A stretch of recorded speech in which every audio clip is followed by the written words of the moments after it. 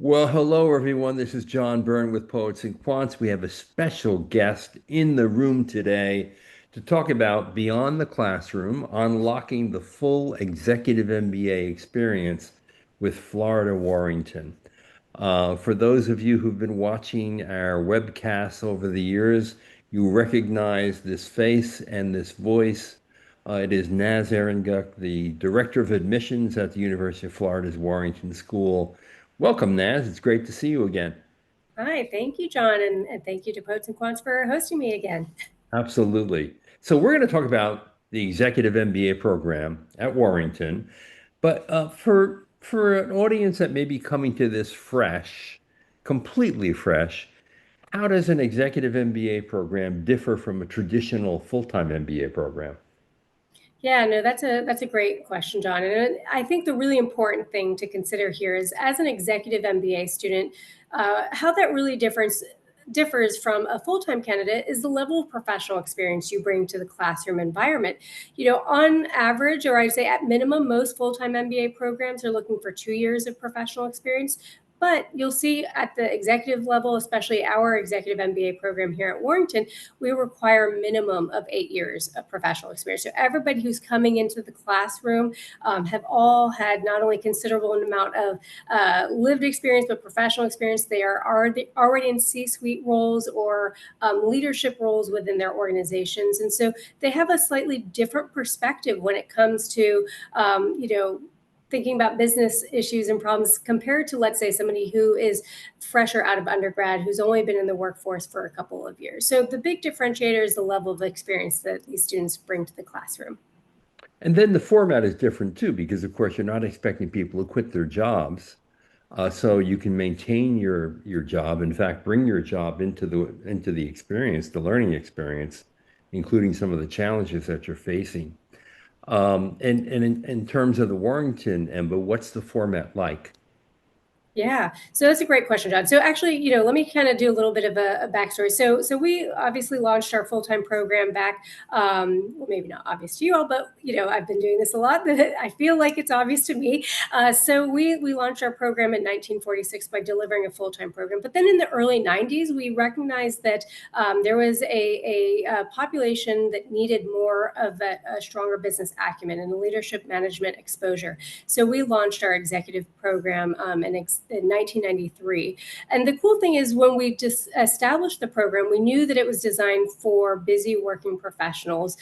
So we had to create a modified curriculum, recognizing that students were going to come to Gainesville, Monday through Friday for live lectures. So our format is that our students come to campus every third weekend, all day Saturday, all day Sunday. So the program duration is 21 months. You're going to take about 2 classes per term, but you're only having to come to Gainesville every third weekend for your live lectures. Everything else that you do not on campus isn't going to be lecture based. It might still be, individual work and group projects. But the great thing is, all of your lecture content is strictly delivered during those dedicated class weekends. So when you think about a plug and play, we kind of get everything set up for you so that you know exactly what weekends you need to be in Gainesville. You know exactly which faculty members will be teaching you. We, of course, give you ample time for breaks and coffee and snacks throughout the weekend, but it is a jam-packed weekend. Do you stay on campus or is there a local hotel you put people up in? Yeah, I wish that people could stay on campus. That would be like real housewives of the EMBA cohort. No, but we actually do have a number of hotels in a 1 mile radius of campus. In fact, 2 hotels that most of our students stay at. Basically, you could, you know, throw a stone at from one door to the other. And so most of our students will choose to stay right across the street. They can walk right over. And some students that choose not to stay as close to campus, we actually have negotiated shuttle services with a lot of the other hotels in the area. So, we make it as easy as possible for our students. But, that's the added benefit of being in Gainesville, Florida, is that we are in a large city. So being able to park and walk right over to campus is super easy. That's great. Now, what does a typical EMBA cohort at Warrington look like in terms of size, diversity, academic backgrounds, types of companies, that kind of thing? Yeah. So, one of the things that I oftentimes tell our prospective EMBAs is that you don't have to have any prior any prior academic experience to be eligible for this program. We see students come from all different backgrounds. And so you're going to come in as a cohort of about 45 students. So every year we're bringing one executive MBA cohort. So that EMBA cohort, 45, everybody that comes in, is going to, like I said, have a minimum of 8 years of experience. But I'll tell you that, on average, John, our students are coming in with about 16 to 18 years of experience. So they are coming in with considerable levels of professional experience.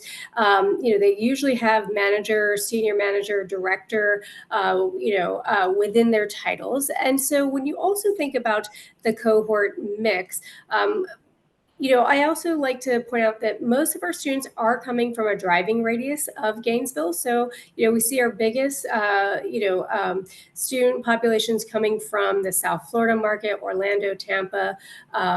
Jacksonville is a huge market for us. And then, I would say that we do see a few people coming in from beyond the state of Florida. In fact, when you look at our cost, a lot of our students can justify flying down to Gainesville once every third weekend for 21 months because our cost is so substantially, greater or less than our peer schools. And so when you talk about that ROI, but going back to the cohort itself of about 45 students, 16 to 18 years of professional experience, I'll tell you that about 15 to 20% of the class makes up our healthcare providers, so physicians, dentists.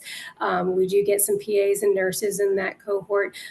We also see a lot of military personnel, active and veterans that come to do the executive MBA program. And then specifically some of the companies represented, we do see a lot of, once again, military or defense contracting, L3 Harris, Northrop Grumman, things like that. But given that we're here in the state of Florida, we also get the Disney and Universal and Florida Power and Light, NextEra Energy. We do get a lot of big companies like Deutsche Bank, who are in the financial sector, consulting, Deloitte, KPMG. So it really just kind of very broad in terms of the types of companies, as well as, the academic backgrounds our students are coming in with, which I think actually with that level of experience really is what makes the classroom environment so much richer, because everybody is coming in with different professional and academic experiences. And so I would say that maybe only about 10% of our incoming EMBAs come from traditional business backgrounds or accounting backgrounds. Those tend to be the group leaders in term 1 and term 2 when students are going through their finance and accounting courses. So, but yeah, it's an incredibly diverse group. And that's really the magic of an executive MBA program, because most people, grow up professionally within a certain discipline. They may have switched out, but essentially they see the same people day in and day out in the same industry, if not the same company. So here you have this wealth of experience from all kinds of different industries and different disciplines for the first time. And it makes the experience really broadening and deep. Now, Naz, the average week, because of course you're not going to school every week, but you're still doing work every week. So what does the average week look like for Warrington EMBA? Yeah. So I would say that on average, we tell our students to plan on spending about 15 to 20 hours, Right. on doing individual work and group work. So of course, this isn't an MBA light. It is still a lot of time and energy that goes into adding an EMBA to your regular, lives as well. We recognize that everybody's working 40, 50, 60 hours a week and juggling, not only their academic, but their family and social lives as well. And of course their professional lives. And so the average week will comprise of doing readings, individual work. You'll probably do at least 1 to 2 hours a week of collaborating with your immediate team members. That might be a weekly Zoom call or something like that.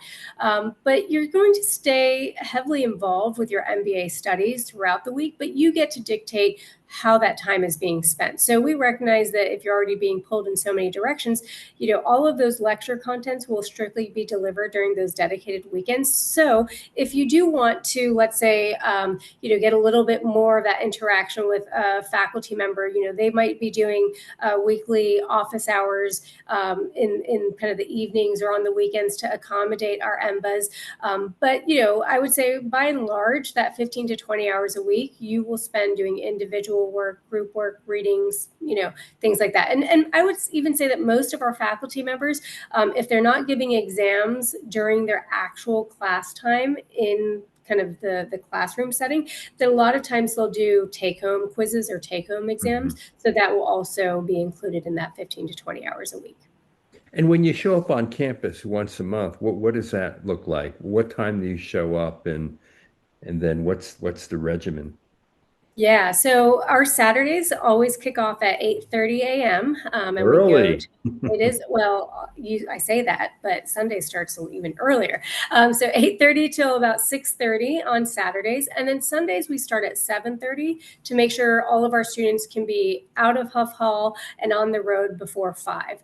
That's really important because we wanted to make sure that all of our students could, if they were in a driving radius of Gainesville, that they could head out. And that also works out well for our students who are flying out of Gainesville, looking at the various flight patterns to allow for students to make their connections as well. So, 8:30 to 6:30 Saturday, and then 7:30 to be done by 5 on Sunday. And then the cool thing also, John, that we do is that whenever our students are here in Gainesville on campus, we always do family style breakfast and family style lunch. So we have our local caterers come into the building and we set everything up for our students.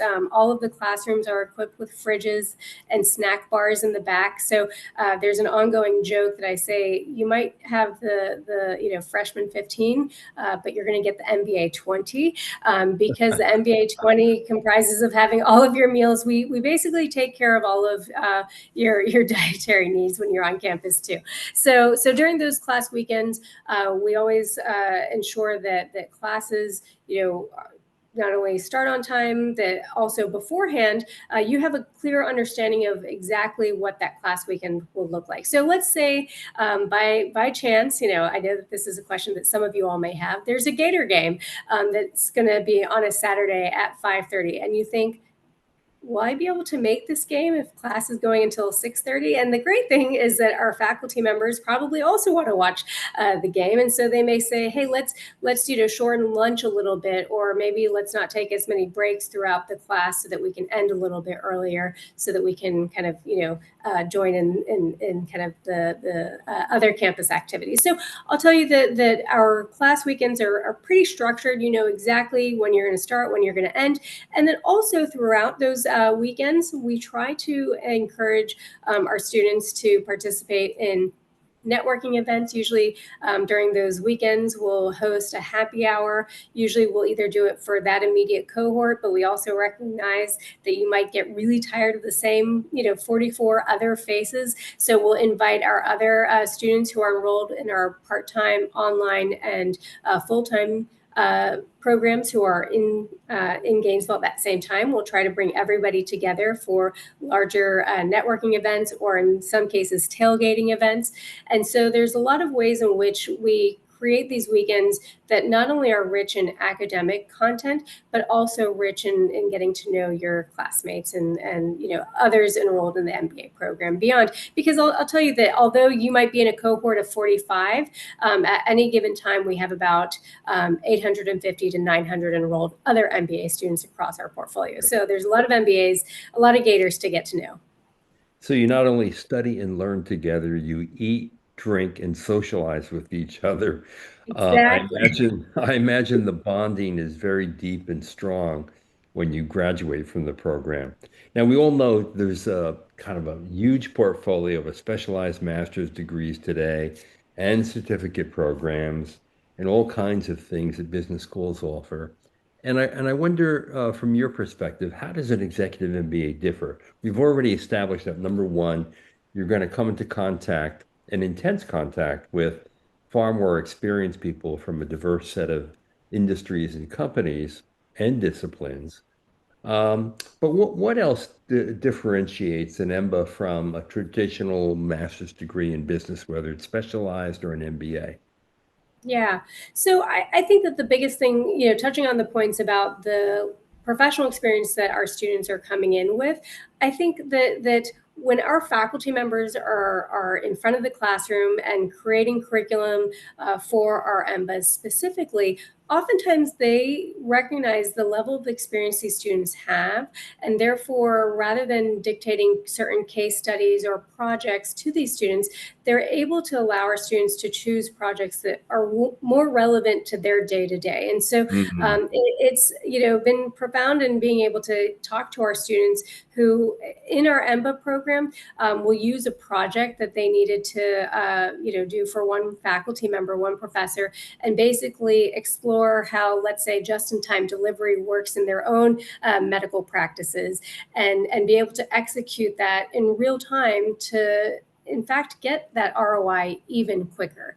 And so something that I also tell a lot of our prospective students is that, unlike of all these specialized master's programs, or even, let's say, our full-time program that offers concentrations, I have a lot of discussions with individuals about, well, if I'm doing this, I want to be able to become a subject matter expert in XYZ. And my argument to that, specifically in an EMBA program, is you actually are already a subject matter expert within your industry or the roles that you've had for many, many years. And so you're able to be in a finance class, or like going back to the operations supply chain management class, and you're able to understand how all of these concepts that we're teaching are applicable to any which industry or functional area. And so you don't necessarily actually need have a value of specializing and really fine tuning your academic piece of things, because you already are bringing in so much experience that actually having that lived experience and that professional experience, coupled with what we are offering in terms of that broad spectrum MBA that focuses in management and leadership. Although I will tell you that every class is going to be a little bit different, and every class will have a different flavor, but you will have that opportunity, specifically in an EMBA, to create or at least choose projects or case studies that are most relevant to what you're looking to get into. And so I think that that's a really big differentiator, unlike many of the other specialized master's programs, or even some of our full-time programs, where students just don't have the experience to really choose kind of how they want to direct either the assignments or the curriculum itself. Yeah, so in that sense, it's customizable to the challenges that you're facing at work. I can imagine, okay, if I'm responsible for a new product introduction, or if I have to set up a new plant, I can bring that challenge into the class, get the help of a professor and my classmates uh, to really inform the decisions that I'm making in a way that really enhances my ability to make smart decisions, which is really incredible benefit of an EMBA, because you are working and you can bring that knowledge straight to work and apply it immediately. One of the highlights of your Warrington program, of course, is something that I would definitely love if I were in it, and it's your global immersion experience. Talk a little bit about that. Where do you bring people? Is it mandatory or voluntary? And what do they get out of it? Yeah. So, John, that's my favorite part of our EMBA program too. Our global immersion experiences are basically at the midway point of the curriculum. Our students go on an international trip together. It's a 1 week trip where basically they'll visit 6 to 8 different companies, and they get more exposure on kind of doing business in that region. Now, the great thing is we try to choose companies that are global companies, multinational companies, but also very localized companies. And so just a few months ago, we spent a week in Berlin, Germany. Hmm. And some of the companies that we went to were, we visited Siemens. We went to a big marketing firm. We got to, go to the old airport that has actually become a tech hub, startup hub. which was a lot of fun. And then another actually great feature of our executive MBA trip is that during this trip, not only are we learning from companies, but we have an opportunity to make a positive impact on a local company as well. In fact, we choose before we, as kind of the early preparation for this trip, we look at a number of entrepreneurs, and we kind of try to figure out which companies best suits the needs or might best suit the needs of our students in their experience. And so, in fact, this past year, we chose a company that is launching or has been around for a number of years, but they were looking to get into new markets. And so it's an app version of a language skills company. And so we were able to go and spend a day with them. We did some pre-work beforehand. We were able to really understand where the company's growth potentials could be. And then our students got to do a global strategy challenge where, as a cohort, they broke up in teams and they each created their own solution for this company. And it was a great opportunity to then be able to deliver and present to this company while in ground, because we'd been working with this company for months before we actually got to Germany, and we were able to present to them our findings. And the winning team, if you will, got to make an immediate impact on this company. And so they've been able to keep in touch with this company. It's been great to kind of see how our students, not only they form these tight bonds before they go on this international trip, and then they all travel together and they go to a number of beer gardens together, or wherever we are together, and they really get to not only become even closer friends, but we have an opportunity to learn more about doing global business, but also being able to make a positive impact on a local company. And so the Global Strategy Challenge, coupled with visiting 6 to 8 different companies, and this is something that every year we choose, change up our destination. And so some of the more recent ones we've been to have been Paris, Madrid, London, Santiago. And so we're super excited because the group that just started this past year will be going to Milan. So, never a dull moment. They're going to eat Always well. fun. They're going to eat well in Milan. I'll tell you that, Naz. It's probably we'll have to adjust the MBA 20 to the MBA 25 for that. Exactly. Pump it up for sure. I've always said, one of the things that make an MBA education and an executive MBA as well, really special and unique than any other graduate degree at the university is the fact that you not only learn the basics, right? So you're going to learn accounting, finance, strategy, marketing, operations. But the other thing and incidentally, the application of digital technologies, including AI, to better business decision making. But the other thing that you learn that you don't get when you major in any other subject at a university is true professional growth and attention to your own personal development. So what other opportunities does Warrington have for EMBAs to have this professional growth? Yeah. So, I think that the MBA experience, I think oftentimes students come in and they think, oh, this is really just me broadening my skill set in a classroom environment. But really, if we've done our job right here at Warrington, then all of the other avenues in which you can do personal and professional growth. And so we have a huge focus on beyond the classroom opportunities. And in part, that's why we established this global immersion trip. But of course, it's expanded a lot more beyond just a global immersion trip. So we are currently running a number of other ways in which students can kind of grow personally and professionally. So I'll first start off by saying all of our EMBAs have a dedicated career coach that will work with them on career strategy. So that's one aspect that I think at minimum, whether you're looking to move on to a new role or stay within your organization. And I'll tell you, most of our EMBAs are looking to stay within their organizations, but there are a few that are looking for new opportunities. Sure. So career strategy is really important, but beyond career strategy, and that could be something really important for really just anybody, not just those seekers. But beyond that, we have a dedicated professional development team that focuses on all of the other skills that today's MBA student needs. So whether that's trainings such as in Scrum Master or Excel or Lean Six Sigma, things like that. So we have a dedicated staff member that is focused on what are the professional development training opportunities that we can offer our students. And then above and beyond that, we do an MBA summit series and a mini conference series. And we do campus residencies that are above and beyond those specific class weekends that you'd be coming to town for. So what these are, let me kind of break them down. So our MBA summit series is where about 6 to 8 different times a year, we will go to various regional markets, and we'll do a 3-day kind of immersion in that market. And these aren't credit bearing. So this is purely, non-credit bearing opportunity. And so, in fact, a few months ago, I was in Atlanta where we met. We started the event with a networking event in the evening time where we got all of our students in the Atlanta area together and we did a big networking social.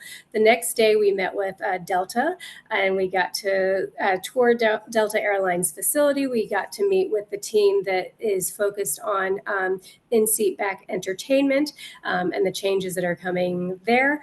And then after that, we brought one of our faculty members up to Atlanta and they taught our students and did an in-depth discussion on change management.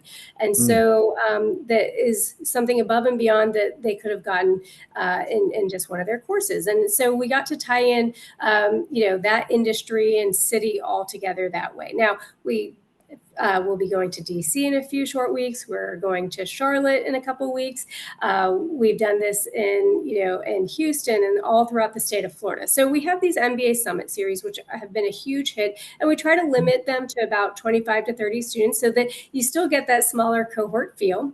And then once a year, we do a conference series primarily focused on leadership development. So all of these, our next one will be in Orlando, where we bring distinguished alums and current students to campus or to our regional markets. Like I said, we'll be in Orlando this upcoming year, and we move this around so that we can get our students as engaged as possible.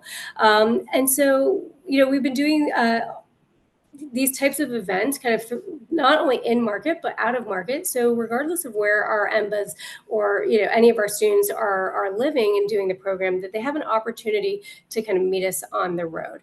And then the last thing that I'll tell you that is also, this is for credit, but I guess students could do this as well.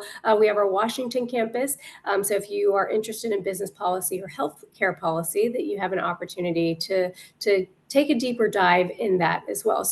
But professional development, there's no shortage of ways to kind of explore these avenues. In fact, this past weekend, we had a number of students on campus where we were talking about ethical leadership. And so we brought one of our faculty members in for the weekend where we also did some networking and our students got to enjoy some Gator sport events. But these are all optional things that our students are able to participate in above and beyond their curriculum. Yeah, lots of bells and whistles and opportunities here to shape the program exactly the way you need it to be shaped, especially like the one-on-one career coaching. Because if you have things like a negotiation over promotion, or you want to ask for an increase in pay, or you're looking for a new opportunity, whether in the same industry or making a transition outside of that industry, a career coach could be really valuable to you along with these experiences for sure. Now, what does networking look like? Because you assume if you're not there day in and day out as you are in a full-time program, that networking might be compromised. But it seems to me that with all of these interventions and opportunities for professional collisions, that may not be true. Yeah, no, absolutely. I would actually say that having those, we call them weekend warrior type programs, that when you're coming and spending an entire weekend all together, I think it really makes for a different level of networking and camaraderie building. In fact, it's really nice because we don't encourage this by any means. Well, we encourage it, but we don't force it. But oftentimes what we see is our EMBAs that are coming to Gainesville, they typically dedicate their Friday nights to their immediate teams. So Friday nights will be meeting with your group members, finalizing projects, getting a more intimate opportunity with your team members that you probably don't live anywhere nearby. And then usually Saturdays are those days that we do the broader networking opportunities. And going back to the comment that I made about more family style breakfast and lunch. This has been an intentional effort to think about how every opportunity that a student has on campus, that we're encouraging them to connect with other students.